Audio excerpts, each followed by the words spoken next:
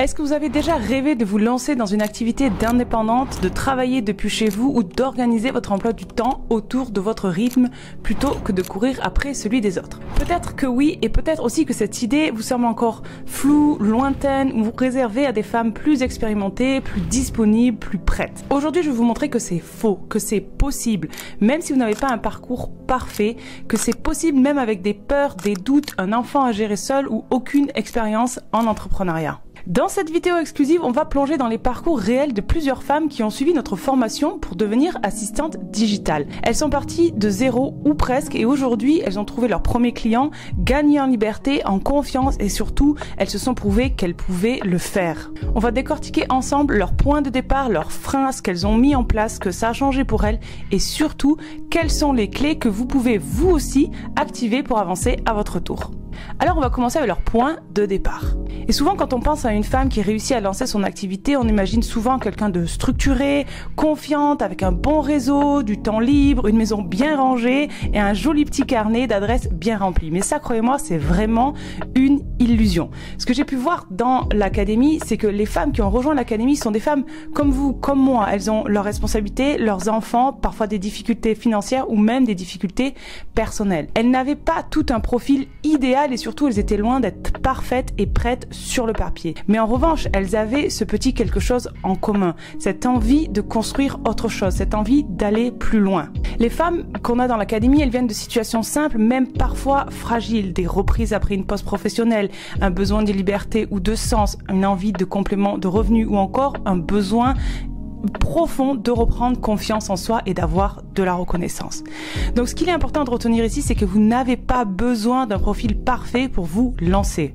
Vous n'avez pas besoin d'avoir fait une école de commerce, d'avoir des journées entières devant vous ou même d'être né avec cette âme d'entrepreneuse. Ce que vous devez comprendre ici, c'est que vos contraintes d'aujourd'hui ne vous empêchent pas de commencer. Ce sont juste en fait des paramètres avec lesquels vous allez devoir composer. Ce sont même parfois vos limites qui vont devenir vos forces. Par exemple, votre capacité à vous organiser autrement, à écouter, à vous adapter. Toutes ces qualités, elles sont précieuses dans notre métier. Et ce point, il est essentiel parce que tant qu'on pense ne pas être à la hauteur, on reste bloqué. Mais dès qu'on accepte de commencer où on est avec ce qu'on a, alors on se rend compte que tout devient possible.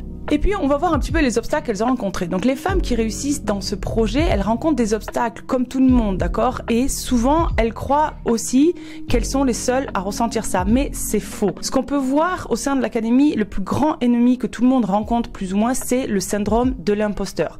Donc c'est cette sensation de pas être légitime, de pas en savoir assez, de pas pouvoir proposer des services, son diplôme, sa expérience. Et puis parallèlement à ça, ce qu'on voit, c'est les peurs.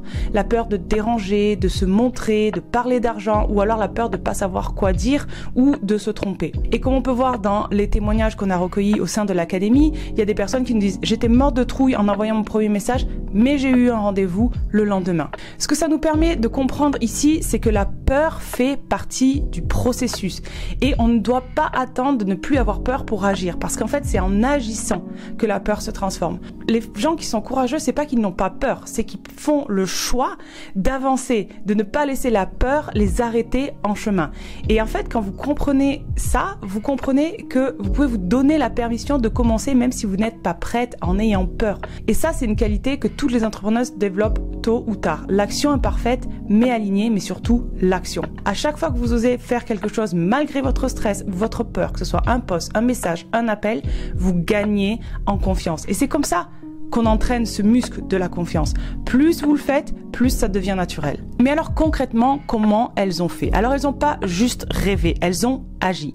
Pas toujours vite, pas toujours bien, mais elles ont posé des actions concrètes. Et ça, c'est vraiment aussi important à retenir. Alors c'est quoi les étapes les plus fréquentes qu'on voit pour arriver à une réussite? D'abord, c'est avancer dans la formation à leur rythme. Puis poser les bases de leur positionnement, même si c'était pas parfait. Créer leur micro-entreprise et puis créer des supports de communication simples. Et enfin, le plus important, démarrer la prospection. Email, message privé, post, bouche à oreille. Par exemple, j'ai postulé à 2 offres, envoyé un message à une sophrologue et mis à jour mon LinkedIn, j'ai déjà un appel demain. Vous voyez, c'est des actions concrètes qui sont posées les unes derrière les autres. Donc ce qu'il est important de retenir ici, c'est vraiment que les résultats viennent de l'action, pas de la réflexion personnelle. permanente. Ce n'est pas le fait de tout planifier qui va créer des résultats, c'est le fait de passer à l'action, même avec des supports imparfaits, même avec un profil en construction, même avec des peurs, même avec des hésitations. En posant ces premières briques, vous créez du mouvement. Et le mouvement attire les opportunités. Quelqu'un voit votre poste, entend parler de vous, vous recommande. Ce point, c'est vraiment crucial. C'est votre engagement dans l'action, même petite, qui déclenche les effets en chaîne. Donc ne sous-estimez jamais la puissance d'un simple message envoyé ou d'un profil publié. Et alors, qu'est-ce que concrètement a changé dans leur vie? Eh bien, un jour, il y a un premier retour positif, une première cliente, un devis accepté, un contrat signé, et là, tout change.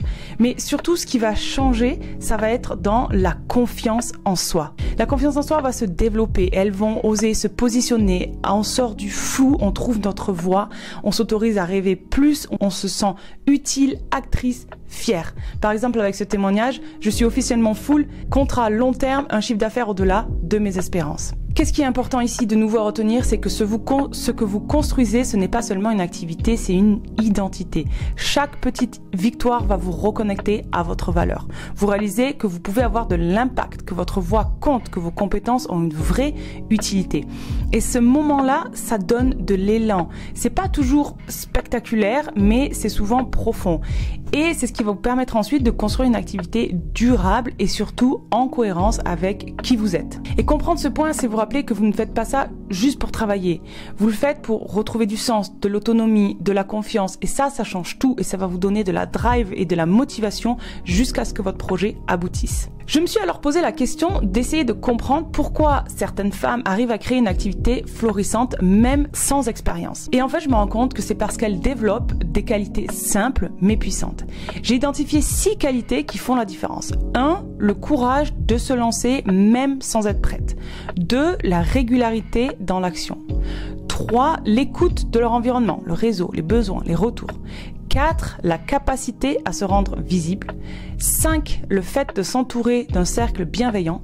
Et 6, très important, l'alignement avec leurs valeurs et leur rythme. Par exemple, dans ce témoignage, je m'étais promis que 2025 serait mon année. 4 mois plus tard, c'est chose faite. Qu'est-ce qu'on peut retenir ici? Eh bien, c'est que la réussite n'est pas liée au talent, mais à l'intention, à la cohérence et à l'action. Vous pouvez développer chacune de ces qualités. Ce ne sont pas des dons, ce sont des compétences humaines accessibles à toutes. Et ce qui fait la différence, ce n'est pas de faire plus que les autres, d'être meilleur que les autres, mais c'est de faire les bonnes choses de façon alignée. C'est d'oser parler de votre projet, d'oser proposer vos services et de vous entourer de personnes qui vous soutiennent ou tout simplement oser aller vers cette reconversion qui vous appelle depuis longtemps. C'est souvent un chemin beaucoup plus intérieur qu'extérieur et chaque pas que vous faites dans ce sens va vous rapprocher de votre vie professionnelle idéale. Donc vous voyez, les femmes qui ont réussi à se lancer, elles sont pas des superwomen. Ce sont des femmes comme vous, comme moi, c'est des femmes qui doutaient, qui jonglent avec leur emploi du temps, avec leur vie, avec leurs responsabilités, qui ont aussi des peurs, la peur de se montrer, la peur d'échouer, la peur de pas être à la hauteur. Mais ce qu'elles ont fait en revanche, c'est qu'elles ont avancé un petit pas après l'autre. Elles ont pris le temps de se poser les bonnes questions, elles ont testé, elles ont osé, elles ont échoué même parfois, mais elles ont souvent réussi. Mais aujourd'hui, ce qu'on peut voir, c'est qu'elles ont réussi à créer une activité qui leur ressemble et qu'elles ont construit à leur image. Et ce que je veux que vous reteniez de cette vidéo, c'est que vous pouvez vous aussi faire ce premier pas. Vous n'avez pas besoin d'avoir tout compris, tout maîtrisé ou tout anticipé. Il faut simplement avoir besoin de commencer là où vous êtes, avec ce que vous avez. Et si cette vidéo vous a aidé à vous projeter, alors c'est déjà une victoire. Je vous ai préparé une masterclass gratuite pour vous aider à structurer vos premiers pas, à y voir plus clair et surtout à ne pas rester seul. Le lien est juste en dessous dans la description. Et si vous avez envie de continuer à avancer à votre rythme, entouré, soutenu et inspiré, alors pensez à vous abonner à cette chaîne. C'était Julie et je vous dis à très vite.